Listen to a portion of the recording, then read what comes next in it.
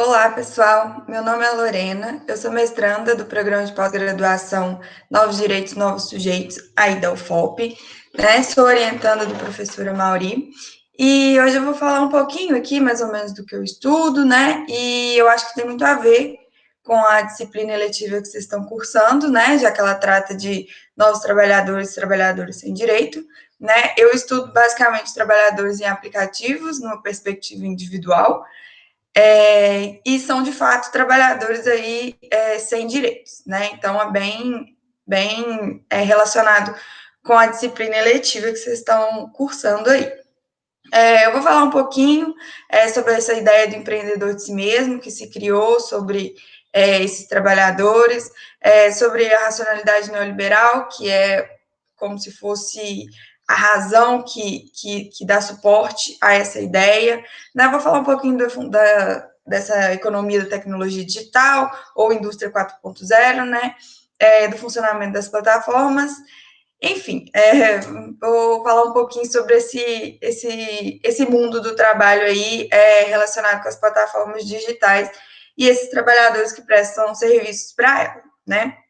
A gente sabe que o mundo do trabalho ele está sempre em constante mudança, né?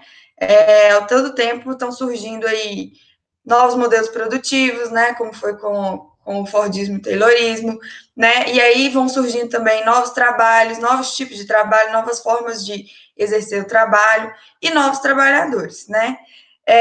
Tudo isso, consequentemente, vai gerar reflexos aí também dentro do direito do trabalho, que vai sofrendo mudanças legislativas, né? Como a gente viu que aconteceu em 2017 com a chamada reforma trabalhista, né? Que foi uma reforma maior, mas outras também aconteceram, né? E também tem o impacto dentro do Poder Judiciário, né? Que talvez comece a interpretar de maneira diferente do que vinha interpretando, do que vinha entendendo como uma relação de emprego, uma relação de trabalho, né?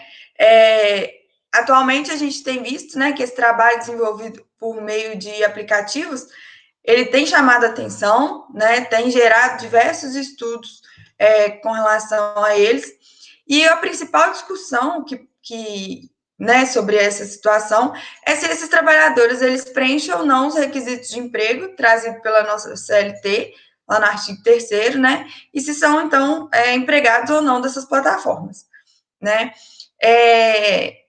A economia da tecnologia digital, que foi o que eu falei lá no começo para vocês, é esse sistema novo, esse sistema produtivo que é possibilitado pela mediação da tecnologia digital, né, especialmente pelos aplicativos de telefone celular, né, esse é um conceito aí do professor Amaury, né, para conceituar esse tipo de economia, né?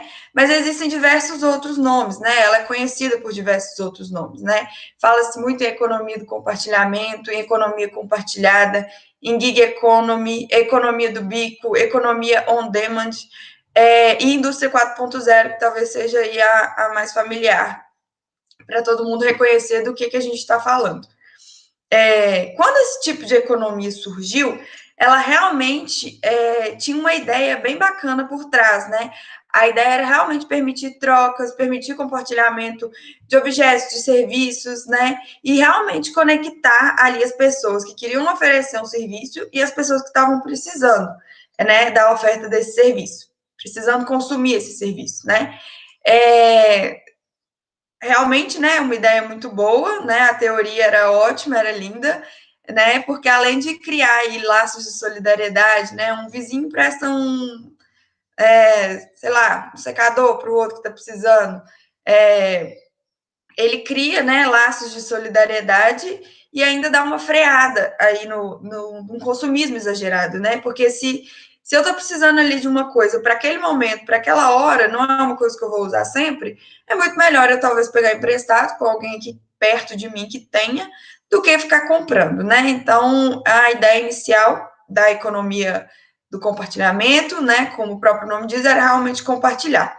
Ainda existem, né, aplicativos aí nessa pegada que seguem essa proposta, né? Tem um aplicativo brasileiro que chama Tem Açúcar, que é justamente para esse empréstimo ali entre vizinhos, né? Pessoas que moram próximas poderem fazer esse compartilhamento, né? Mas aí vieram os grandes investidores, né, os grandes atores aí do mundo neoliberal, que começaram a ver nisso uma oportunidade de lucrar muito e começaram a criar negócios, criar novos negócios, se valendo dessa ideia de compartilhamento, né, mas dando ali uma mudada no propósito justamente para conseguir obter lucro, né? Então, eu falei aqui, né, de mundo liberal, de atores do mundo neoliberal, e o que seria isso, né? A economia da tecnologia digital, a indústria 4.0, ela aparece, né, dentro de um contexto neoliberal, que é o contexto que a gente ainda, né, está vivendo dentro dele, né? E essa racionalidade neoliberal é, digamos assim, a nova forma hegemônica de pensar o mundo, né? No senso comum, o neoliberalismo ali aparece quase sempre como a ideia de Estado mínimo, né? Tirar as responsabilidades do Estado, né? Seria esse simples afastamento do Estado para deixar o cidadão livre para ele agir como quiser. Especialmente ali em questões econômicas, né? A mão invisível do mercado é quem atuaria e quem ditaria as regras né, das relações, e não o Estado, né, não era o Estado que deveria determinar, né, criar leis, determinar que haja de uma forma ou de outra. Enfim, né, pensar dessa forma, o neoliberalismo ele seria apenas um retorno lá ao liberalismo clássico, né, que pregava realmente essa ideia de Estado mínimo, né, afastamento do Estado. Mas alguns autores, como, por exemplo, os que eu trabalho na minha dissertação, Christian Dardot, Pierre Laval e a Wendy Brown, que são os principais, eles explicam que o neoliberalismo, né, não é apenas esse retorno, né? O neoliberalismo vai além do liberalismo clássico.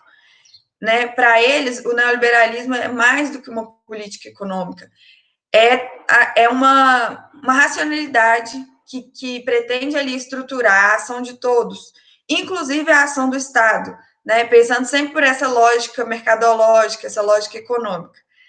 A Wendy Brown ela fala que o neoliberalismo ele enxerga atores do mercado em todos os lugares e ele define a vida humana em termos, né, de alto investimento e de empreendedorismo, né? Sempre pensando, né, nessa lógica comercial. Então, o neoliberalismo ele estaria ali atuando em várias esferas da vida, além, né, da econômica, né? Atuando por meio de técnicas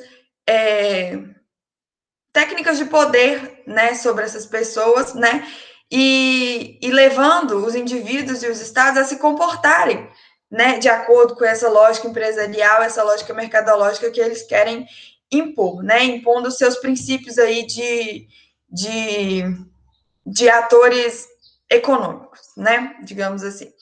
E é aí que surge a ideia do empreendedor de si mesmo, né?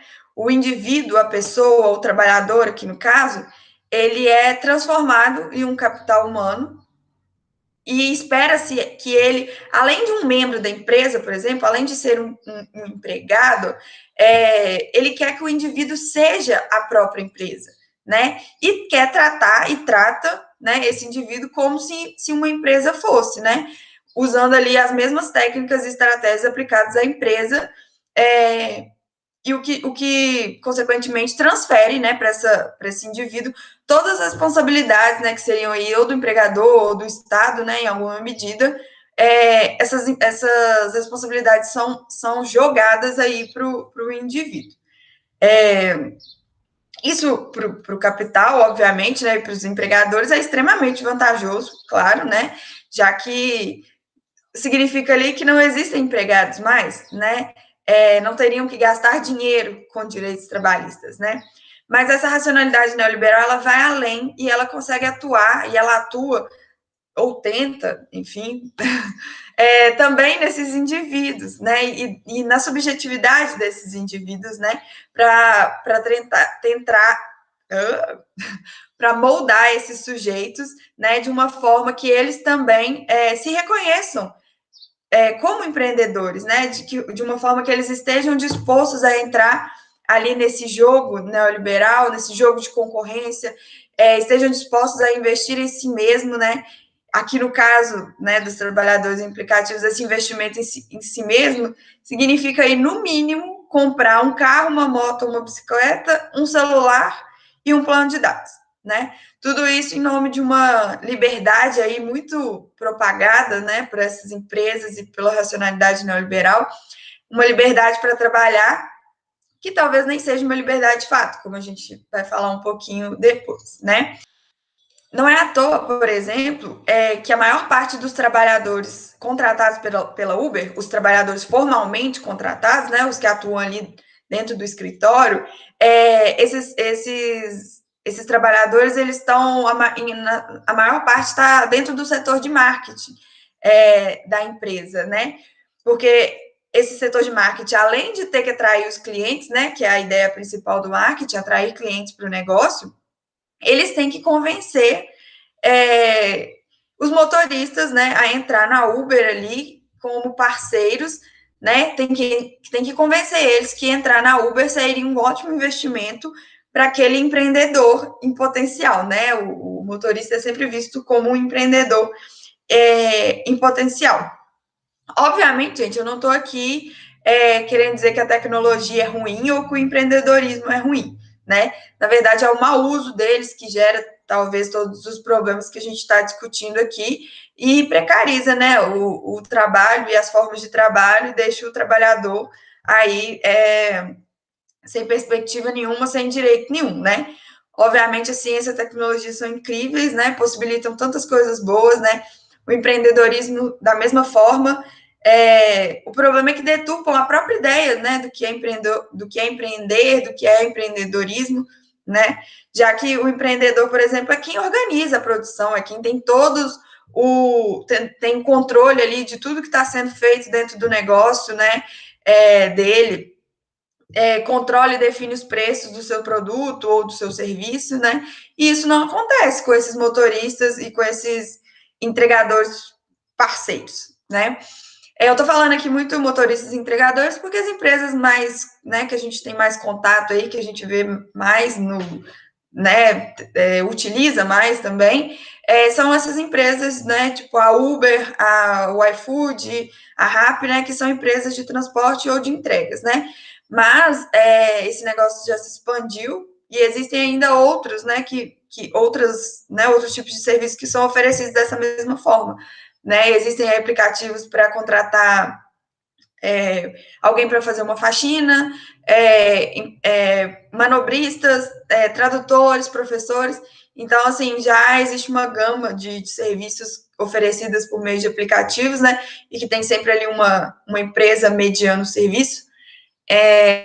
Mas eu estou falando motoristas e entregadores, acho que é porque fica mais próximo e mais fácil, talvez, da gente enxergar, né?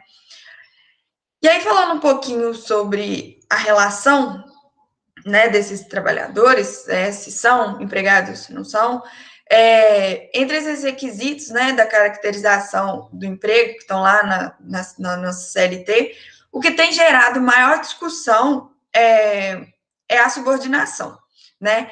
No Brasil, a gente ainda tem uma jurisprudência bastante recente, né?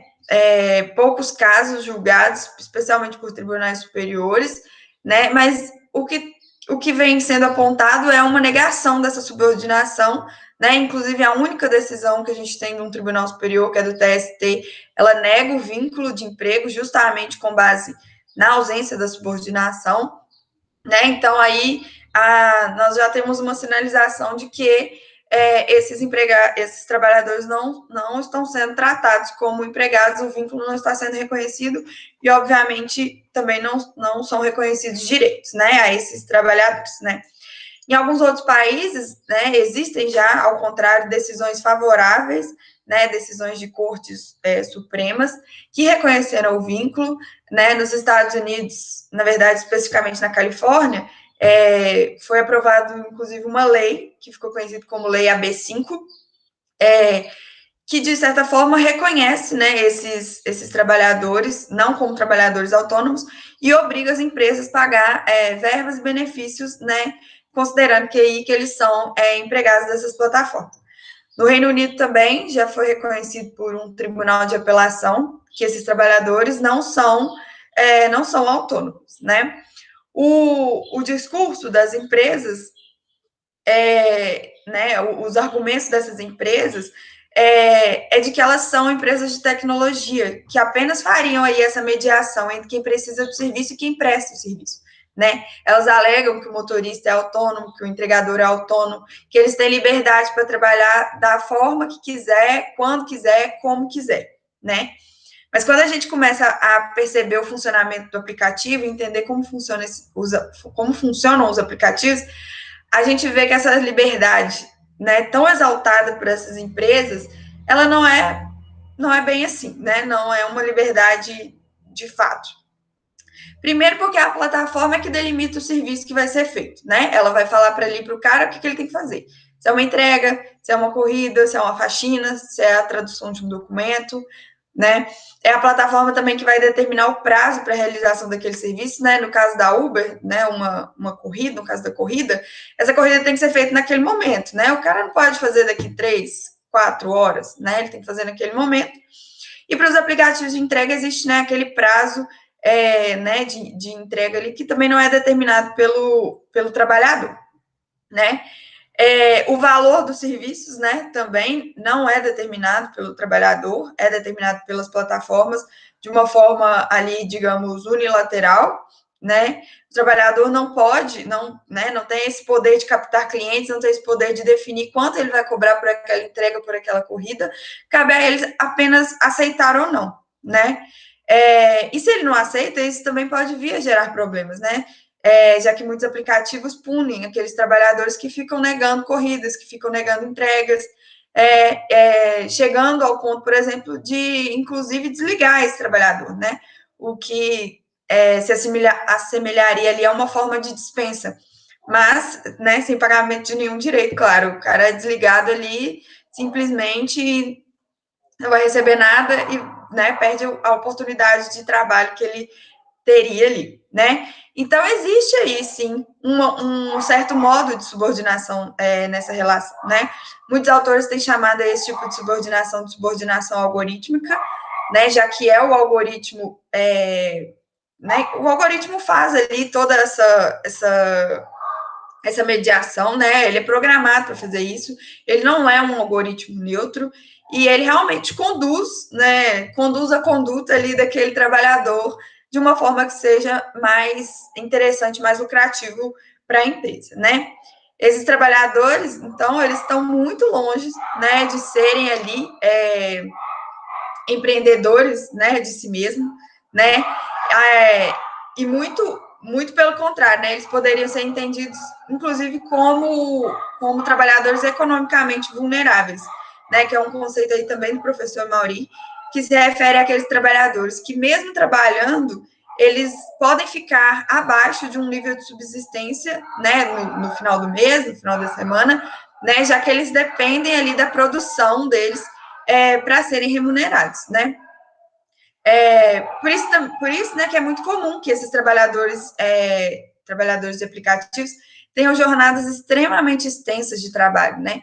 Porque se assim não for, o salário deles não é suficiente, né? E, né, para garantir ali tudo que, por exemplo, a Constituição prega, né, que um salário mínimo deve ser suficiente para garantir, né? Só para exemplificar, eu vi uma pesquisa que foi feita em São Paulo, que usou, eu não vou lembrar o nome dos autores, mas depois eu posso procurar e mandar para alguém aqui, se tiver interesse. Mas essa pesquisa, ela utilizou os prints da tela dos entregadores para fazer essa análise, né, da jornada versus a remuneração. Em uma semana trabalhando 61 horas por semana, o entregador recebeu R$ 212. Então, fazendo uma continha básica aí de que um mês tem mais ou menos 4 semanas, esse entregador, no fim do mês, que faz uma sobrejornada, né, porque ele está trabalhando mais ali do que as 44 horas permitidas constitucionalmente, né, então ele está trabalhando numa sobrejornada considerável, né, no fim do mês, esse cara aí teria uma remuneração de 800 e poucos reais, né? Um valor muito abaixo do mínimo, por exemplo. Tem um filme bem legal que chama... Como que chama? Ele se chama Você Não Estava Aqui. É um filme que se passa em Londres, sobre uma família que desde lá da crise de 2008, né, aquela crise mundial de 2008, ela vem se virando para viver, né? O pai dessa família é um entregador de encomendas. Não é tipo iFood rápido, não. É entregador de compras. Tipo essas empresas, a Amazon, Magazine Luiza, que vão fazendo, né? Que você compra e elas mandam transportadoras. Né? Antigamente utilizavam muitos transportadores para entregar. Né? Hoje os entregadores já são autônomos. Né? Então é um entregador desse tipo que é o pai dessa família, né? E, assim, apesar de não ser exatamente um trabalho mediado por aplicativos, né? Você não contrata ali o entregador, né? Da mesma forma que você faz com a Uber ou com o iFood, né? Que o próprio cliente contrata ali o serviço por meio de um aplicativo de telefone.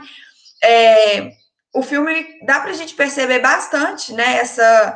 Essa uberização do trabalho, né? Porque esse cara, ele também recebe de acordo com as entregas que ele faz.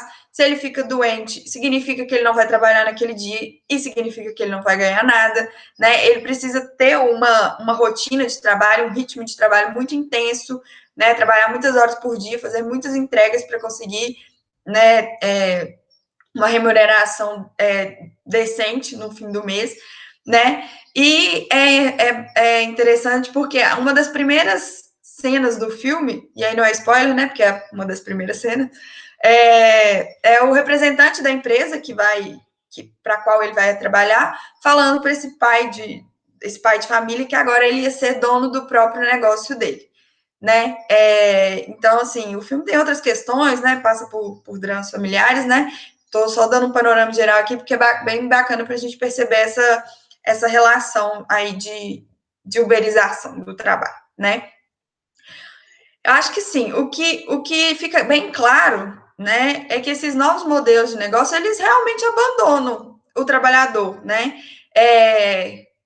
Definem ali ele como um trabalhador autônomo e livre e não se responsabilizam por nada, né? O cliente também não se responsabiliza por ele, a plataforma não. Passam aí, essas empresas ainda argumentam muito que essa forma de trabalho é uma forma de trabalho impossível de ser regulada, né? Apelando aí para os algoritmos, né? Para falar assim, como que a gente vai regular isso? Enfim, né? Alguns argumentos aí que já né, vêm sendo já vêm sendo confrontados, né? E estão caindo por terra, na verdade, né? Inclusive é bem contraditório, né? Falar que né, essa forma de trabalho é uma forma que não é possível de ser controlada, uma forma regulada, né? Porque toda essa tecnologia envolvida, tecnicamente, é bem mais fácil ali de você efetivar um direito do trabalho, de você perceber ali o que é um direito do trabalho, né?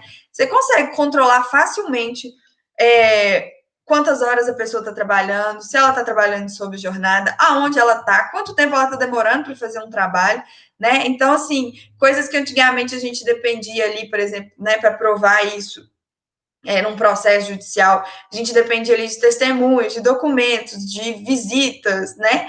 Hoje está tudo ali numa base de dados muito mais fácil de ser acessada, né? Mas, assim, politicamente, hoje a gente vive uma dificuldade enorme dessa efetivação de direito do trabalho, né? O capital luta ali com toda a sua força para que o contrário aconteça, né? Que esse direito realmente não seja efetivado, né? E aí vem aí toda essa ideologia neoliberal, todas essas técnicas de convencimento, né, para fazer ali as pessoas e os trabalhadores talvez acreditarem que eles são empreendedores, né? Há um tempo, alguns autores eles previam um fim do trabalho, um fim dessa classe trabalhadora, né? De modo que o próprio direito do trabalho seria inaplicável, também não faria sentido mais de existir, e ele seria inútil, já que ele não seria aplicável, né, a essas novas formas de trabalho, né? Mas o que a gente vê é que realmente, assim, talvez as formas tradicionais de emprego estejam aí desaparecendo, né? O que não quer dizer que o trabalho também esteja desaparecendo, né? A gente vê aí que o trabalho está cada vez mais presente e cada vez mais precarizado, né? O direito do trabalho, né? Por outro lado, ele está sempre, continua sendo culpabilizado por todas as crises econômicas, pelo desemprego, né? Como se pagar direitos trabalhistas fosse um ônus insuportável, né? Para a continuidade de empresas, enfim, né? Isso é uma retórica e um argumento aí utilizado pelos empregadores, né? E aí o que acontece é isso, né? Vão mexendo ali no direito do trabalho, né? Vai reformando, vai mudando ali algumas coisas, mas quem sempre está pagando a conta é o trabalhador, né? A gente sabe aí que nesse cabo de guerra o trabalhador sempre tem as maiores chances de perder, né? É isso. Talvez aí eu tenha deixado mais dúvidas do que respostas, né? Mas eu ainda também estou estudando muito sobre o assunto, né? Essa questão dos trabalhadores, eles se acham empreendedores ou não, é aí uma coisa que estou querendo tentar descobrir na minha pesquisa, né? Espero que eu consiga. Então, eu quis só trazer assim um pouquinho, né, de um panorama geral, de apresentar um pouco do que eu tenho estudado e do que está aí muito em alta, né? Tem muitos trabalhos discutindo isso e eu queria trazer um pouquinho dessas informações. Espero que tenham sido interessantes, que tenham sido de alguma forma agradáveis. E se alguém quiser conversar sobre o assunto, quiser falar mais sobre isso, quiser alguma dica de alguma coisa, ou se alguém quiser me dar uma dica, né, de algum texto, de algum livro, de algum artigo que fale sobre o assunto, vou gostar muito. Professora Mauri tem meu contato, vocês podem ficar à vontade para qualquer coisa, tá bom? Obrigada, gente. Até mais.